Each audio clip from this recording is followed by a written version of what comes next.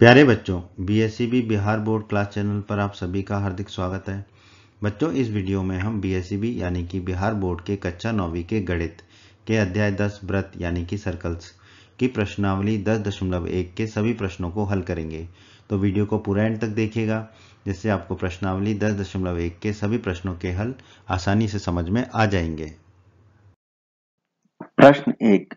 दोस्तों, प्रश्नावली 10.1 के प्रश्न 1 और प्रश्न 2 को हल करने के लिए आप हमारा अध्याय 10 व्रत के परिचय का वीडियो अवश्य देखें, क्योंकि अध्याय 10 के परिचय के वीडियो में प्रश्नावली 10.1 और प्रश्न 1 और प्रश्न 2 दोनों के उत्तर आपको आसानी से मिलेंगे और समझ में आएंगे। ठीक है, फिर भी हम इन प्रश्नों को यहाँ पर हल करते हैं। यहाँ पर भी आपको ये सभी दोनों प्रश्नों के उत्तर समझ में आएंगे। तो प्रश्न एक क्या कहता है दोस्तों? प्रश्न एक कहता है खाली स्थान भरिए। ठीक है, इस प्रश्न के 6 भाग हैं। तो पहले भाग में है वृत्त का केंद्र वृत्त के खाली स्थान में स्थित है। ठीक है, ब्रैकेट में हमें दो ऑप्शन दिए हैं, बहिर्भाग और अभ्यंतर। तो जैसा कि हमने परिचय में पढ़ा था दोस्तों, ये एक वृत्त है और ये उसका केंद्र है। ठीक है, अब हमें पता है वृत्त के जो अंदर अंदर का भाग होता है उसे हम क्या कहते हैं? अभ्यंतर कहते हैं। ठीक है, और जो वृत्त होता है, ठीक है, जो गोला बना हुआ है, ठीक है, जिसका की रंग अभी बदला हमने, ठीक है, ये जो गोला है वृत्त, ठीक है, इसे हम कहते हैं वृत्त। ठीक है, और इस वृत्त के बाहर के भाग को हम कहते हैं बहिर्भाग। ठीक है, तो अब आप बताइए वृत्त का केंद्र कहाँ स्थित है? वृत्त का केंद्र अभ्यंतर में है, वृत्त में है या बहिर्भाग में है? यहाँ से हम आसानी से बता सकते हैं कि वृत्त का केंद्र कहाँ स्थित है? अभ्यंतर में स्थित है। ठीक है, वृत्त का केंद्र अभ्यंतर में स्थित है, तो यहाँ खालिस्तान में क्या आएगा? अभ्यंतर। प्रश्न 1 भाग 2। एक बिंदु जिसकी वृत्त की केंद्र से दूरी त्रिज्या से अधिक हो वृत्त के खाली स्थान में स्थित होता है। ठीक है, तो इसी को प्रश्न 1 के भाग 1 की तरह हल करते हैं। ये एक वृत्त है, ओ इसका केंद्र है। वृत्त के अंदर का हिस्सा कहलाता है अभ्यंतर, हमें पता है। और ये वृत्त कहलाता है, जो गोल गोल हिस्सा है ये हमारा, जिसका अभी रंग बदला, ये कहलाता है हमारा वृत्त। ठीक है, और वृत्त के बाहर का हिस्सा कहलाता है बहिर्भाग। ठीक है, यहाँ पर हमने एक त्रिज्या खींची जिसकी लंबाई ओ है और एक बिंदु लिया P, ठीक है, जो कि OA से अधिक दूरी पर स्थित है। ठीक है, OP जो है OA से बड़ा है। तो अब आप देखिए, ये जो P बिंदु है, ये जो P बिंदु है, ये किस क्षेत्र में स्थित है? वृत्त के बहिर्भाग में स्थित है। ठीक है, तो इस प्रश्न का उत्तर क्या हो जाएगा? बहिर्भाग। खाली स्थान में हम लिख देंगे बहिर्भाग। प्रश्न 1 भाग 3। वृत्त की सबसे बड़ी जीवा वृत्त का खाली स्थान होता है। ठीक है, तो हमें खाली स्थान भरना है, तो हम इसको हल करते हैं। हमने एक वृत्त बना लिया जिसका केंद्र हुआ है, एक जीवा ली PQ, फिर दूसरी जीवा ली XY, केंद्र की तरफ हम बढ़ते गए, फिर केंद्र से होकर जीवा खींची हमने AB, ठीक है, जो केंद्र O से होकर जाती है। ठीक है, तो ये चीज हमने अध्याय 10 के परिचय में पढ़ चुके हैं, तो आप हमारे अध्याय 10 के परिचय का वीडियो अवश्य देखें। उसमें हमने बताया था कि व्यास जो होता है वृत्त की सबसे लंबी जीवा होती है, अर्थात वृत्त की सबसे लंबी जीवा क्या होती है? वृत्त का व्यास होता है। तो इस खाली स्थान में क्या आ जाएगा? व्यास। वृत्त की सबसे बड़ी जीवा वृत्त का व्यास होता है। प्रश्न 1 भाग 4। भाग 4 में हमें दिया गया एक चाप खाली स्थान होता है जब इसके सिरे एक व्यास के सिरे हों। तो दोस्तों, जैसा कि हमने अध्याय 10 के परिचय के वीडियो में पढ़ा था, जब एक चाप के सिरे व्यास के सिरे हों तो दोनों चाप बराबर हो जाते हैं और प्रत्येक चाप को हम क्या कहते हैं? अर्धवृत्त कहते हैं। ठीक है, तो उसे हम फिर से समझ लेते हैं। एक वृत्त है, ठीक है, और PQ क्या है? हमारा व्यास है। ठीक है, और ये लाल रंग का जो है चाप, ये जो है एक चाप है जिसके दोनों सिरे क्या है? व्यास के सिरे हैं। ठीक है, और ऊपर नीला वाला भी क्या है? एक चाप है, इसके भी दोनों सिरे क्या है? व्यास के सिरे हैं। ठीक है, तो ये दोनों क्या कहलाएंगे? अर्धवृत्त कहलाएंगे। तो एक चाप अर्धवृत्त होता है जब इसके सिरे एक व्यास के सिरे हों। ठीक है, तो जो नीला वाला हिस्सा है ऊपर वाला चाप, वो अर्धवृत्त कहलाएगा और लाल वाला चाप भी अर्धवृत्त कहलाएगा। हम खाली स्थान में क्या लिख देंगे? अर्धवृत्त। तो हमारा जो सेंटेंस है वो क्या बन जाएगा? एक चाप अर्धवृत्त होता है जब इसके सिरे एक व्यास के सिरे हों। तो खाली स्थान में आएगा हमारा अर्धवृत्त। प्रश्न 1 भाग 5। भाग 5 में हमें दिया गया वृत्तखंड एक चाप तथा खालिस्तान के बीच का भाग होता है। तो हमें खालिस्तान भरना है। ठीक है, जैसा कि हमने अध्याय 10 के परिचय के वीडियो में पढ़ा था, जीवा तथा चाप के मध्य क्षेत्र को हम क्या कहते हैं? वृत्तखंड कहते हैं। ठीक है, जीवा तथा चाप।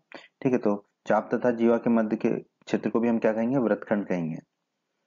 ये हमारा एक वृत्त है, PQ एक जीवा है, ये लाल रंग का जो PQ है वो क्या है? हमारा चाप है। ठीक है, तो जीवा और चाप के बीच मध्य के क्षेत्र को, बीच के भाग को क्या कहेंगे हम? वृत्तखंड। तो ये जो लाल रंग का चाप है वो छोटा चाप है। ठीक है, लघु चाप है, तो इसे हम कहेंगे लघु वृत्तखंड। उसी तरह जो नीला वाला चाप है ऊपर वाला, ये हमारा दीर्घ चाप है। तो दीर्घ चाप और जीवा के बीच के क्षेत्र को हम क्या कहेंगे?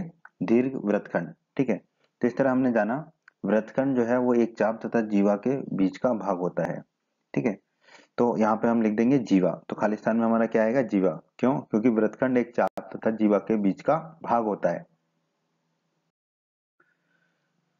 प्रश्न 1 भाग 6, एक वृत्त जिस तल पर स्थित है उसे खाली स्थान भागों में विभाजित करता है। तो हमें बताना है कि एक वृत्त जिस तल पर स्थित है उसे कितने भागों में विभाजित करता है। तो जैसा कि हमने अध्याय 10 के परिचय के वीडियो में पढ़ा था, एक वृत्त उस तल को जिस तल पर वह स्थित है 3 भागों में विभाजित करता है। तो उत्तर तो हमें मिल गया, 3 भागों में विभाजित करता है। इसको हम फिर से समझ भी लेते हैं। ये एक तल है, इस तल में ये एक वृत्त है। ठीक है, तो वृत्त के अंदर के भाग को हम कहते हैं अभ्यंतर, और वृत्त तो वृत्त है हमारा, तो ये हो जो हरे रंग का है वो वृत्त है, और वृत्त के बाहर के भाग को कहते हैं हम बहिर्भाग। ठीक है, तो एक वृत्त उस तल को जिस पर स्थित है वो कितने भागों में विभाजित किया? अभ्यंतर, वृत्त और बहिर्भाग, यानी कि 3 भागों में। तो एक वृत्त जिस तल पर वह स्थित है उसे 3 भागों में विभाजित करता है। तो खाली स्थान में क्या आ जाएगा हमारा? 3। ठीक है, एक वृत्त जिस तल पर वह स्थित है उसे 3 भागों में विभाजित करता है।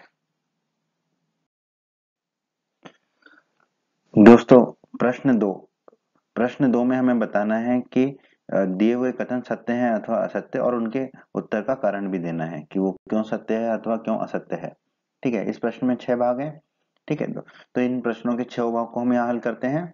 ठीक है, और आप चाहें तो हमारे अध्याय 10 के परिचय का वीडियो अवश्य देखें, उसमें भी इस प्रश्न के उत्तर आपको मिल जाएंगे। ठीक है, तो हम इन प्रश्न 2 को हल करते हैं। भाग 1 में हमें कथन दिया गया है, केंद्र को वृत्त पर किसी बिंदु से मिलाने वाला रेखाखंड वृत्त की त्रिज्या होती है। तो जैसा कि हमने अध्याय 10 के परिचय में पढ़ा था, केंद्र को वृत्त के किसी भी बिंदु से मिलाने वाला रेखाखंड क्या कहलाता है? वृत्त की त्रिज्या कहलाता है। तो ये कथन तो सत्य ही होगा। ठीक है, इसको फिर से समझ लेते हैं। ये वृत्त है, वो इसका केंद्र है। ठीक है, वृत्त के किसी बिंदु, हमने एक बिंदु लिया वृत्त पर P। ठीक है, तो OP जो रेखाखंड है वो क्या होगी? हमारी वृत्त की त्रिज्या होगी। ठीक है, क्योंकि P बिंदु जो है वृत्त पर स्थित है। ठीक है, वृत्त पर से किसी बिंदु को केंद्र से मिलाने वाला रेखाखंड वृत्त की त्रिज्या कहलाता है। तो दिया हुआ कथन क्या हो गया हमारा? सत्य। ये कथन सत्य है। प्रश्न 2 भाग 2 में हमें कथन दिया है, एक वृत्त में समान लंबाई की परिमित जीवाएं होती हैं। परिमित का मतलब होता है कि गिनती की। ठीक है, जैसे कि 2, 4, 6। ठीक है, अपरिमित जीवाएं नहीं होती हैं, ऐसा कथन में कहा गया है। ठीक है, तो हमें कथन की जांच करनी है कि कथन सत्य है अथवा असत्य, और अपने उत्तर का कारण देना है। ठीक है, तो एक व्रत है, हम जानते हैं कि एक व्रत में अपरिमित बिंदु होते हैं, यानी कि अनगिनत बिंदु होते हैं एक व्रत में। तो एक व्रत में अपरिमित जीवाएं होंगी। ठीक है, जीवाएं होती हैं, लेकिन हमें प्रश्न में कहा गया है समान लंबाई की। ठीक है, तो यहाँ पर हम देखते हैं इसको, ए बी जो है जीवा है इस व्रत की, सी डी जीवा है, पी क्यू जीवा है, और एक्स वाई जीवा है। इस तरह से हम जो है अपरिमित जीवाएं खींच सकते हैं इस वृत्त पर, जो कि समान लंबाई की हो, ए बी बराबर सी डी बराबर पी क्यू बराबर एक्स वाई, और ऐसी अनगिनत हम जीवाएं इस वृत्त पर खींच सकते हैं जिनकी लंबाई समान होगी। तो यहाँ से हम कहेंगे कि एक वृत्त में समान लंबाई की अपरिमित जीवाएं होती हैं। तो जो हमें कथन दिया गया है कि एक वृत्त में समान लंबाई की परिमित जीवाएं होती हैं, वो कथन क्या होगा? असत्य। दिया हुआ कथन असत्य है, और यही हमारा उत्तर होगा प्रश्न के इस भाग का।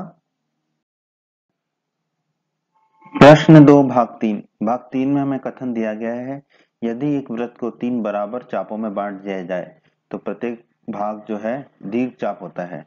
ठीक है, इसकी जांच कर लेते हैं। ये एक वृत्त है। ठीक है, तो PQ, QR और RP, ये हमने 3 चाप इसमें बना लिए वृत्त में, और ये तीनों चाप क्या है? लंबाई में बराबर हैं। ठीक है, पी क्यू बराबर क्यू आर बराबर आर पी है। ठीक है, तो अगर ये तीनों लंबाई में आपस में बराबर हैं तो ये तीनों चाप की लंबाई क्या होगी, पूरे वृत्त की लंबाई के 1/3। ठीक है, मतलब आधे से कम होंगे तीनों चाप। ठीक है, तो हम कह सकते हैं कि तीन बराबर चापों में से कोई भी भाग जो है दीर्घ चाप नहीं होगा, क्योंकि जो दीर्घ चाप होता है वो अर्धवृत्त से बड़ा होता है। आधा आधा जो वृत्त होगा, वृत्त की जो आधी लंबाई होगी उससे बड़ा होता है दीर्घ चाप। यहाँ पर तीनों चापों की लंबाई कितनी होगी, 1/3। ठीक है, पूरे वृत्त की लंबाई के, वृत्त की परिधि से। ठीक है, तो ये तीनों चाप हैं वो तीनों चाप क्या होंगे, लघु चाप होंगे। इनमें से कोई भी चाप दीर्घ चाप नहीं होगा। ठीक है, तो ये प्रश्न का उत्तर क्या हो जाएगा हमारा, असत्य। दिया हुआ कथन असत्य है। तीन बराबर चापों में कोई भी भाग दीर्घ चाप नहीं होगा। प्रश्न 2 भाग 4। भाग 4 में हमें दिया गया है कथन वृत्त की एक जीवा जिसकी लंबाई त्रिज्या से दोगुनी हो वृत्त का व्यास होता है। कथन की जांच कर लेते हैं हम। ये एक वृत्त है, वो उसका केंद्र है, एक बिंदु है वृत्त पर, वो ए को मिला दिया तो ये एक त्रिज्या होगी, और बी एक बिंदु है वृत्त पर, वो बी को मिला दिया तो वो भी एक त्रिज्या होगी। ठीक है, उस जीवा को जो वृत्त के केंद्र से होकर जाती है हम क्या कहते हैं, वृत्त का व्यास कहते हैं। ठीक है, तो ए बी क्या हो जाएगा, वृत्त का व्यास हो जाएगा। ए बी जो है वृत्त का व्यास हो जाएगा। ठीक है, अब ओ ए बराबर ओ बी बराबर त्रिज्या है, दोनों त्रिज्या है, दोनों की लंबाई हमने मान ली आर। ठीक है, तो ए बी की लंबाई कितनी मान ली हमने, व्यास की डी। तो डी यहाँ पर कितना होगा, 2 गुणा आर, क्योंकि दोनों त्रिज्याओं से मिलकर बना है, तो डी बराबर हो गया 2 गुणा आर। ठीक है, तो डी क्या है, व्यास, तो व्यास बराबर क्या हो गया हमारा, 2 गुणा त्रिज्या। ठीक है, यही हमारा कथन था कि वृत्त की एक जीवा जिसकी लंबाई त्रिज्या से दोगुनी हो वृत्त का व्यास कहलाता है। ठीक है, तो जो हमारा दिया गया कथन है वो क्या हो जाएगा, सत्य। ठीक है, कि वृत्त की एक जीवा जिसकी लंबाई त्रिज्या से दोगुनी हो वृत्त का व्यास है, ये कथन सत्य है। 2 भाग 5। भाग 5 में हमें दिया गया है कथन त्रिज्यखंड जो है वो जीवा एवं संगत चाप के बीच का क्षेत्र होता है। ठीक है, तो हमें बताना है सत्य है अथवा असत्य। ठीक, जैसे कि त्रिज्यखंड किस किस से मिलकर बना, त्रिज्या और खंड, मतलब। ठीक है, तो त्रिज्या तो होना आवश्यक था, त्रिज्या नहीं है, तो वैसे तो ये कथन असत्य है, फिर भी हम इसको समझते हैं।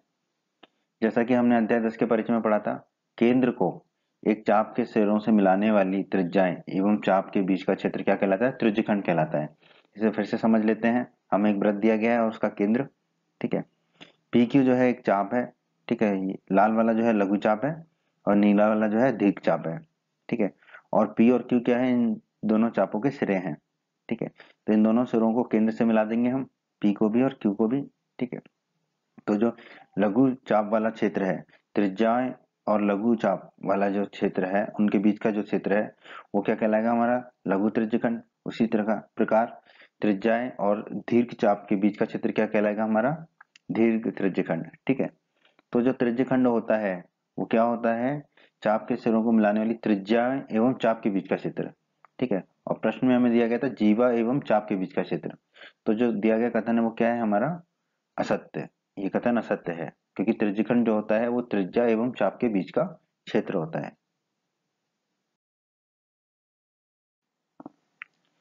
प्रश्न 2 भाग 6। भाग 6 में कथन दिया गया वृत्त एक समतल आकृति है। ठीक है, तो दोस्तों जैसा कि हम जानते हैं वृत्त की कोई ऊंचाई नहीं होती।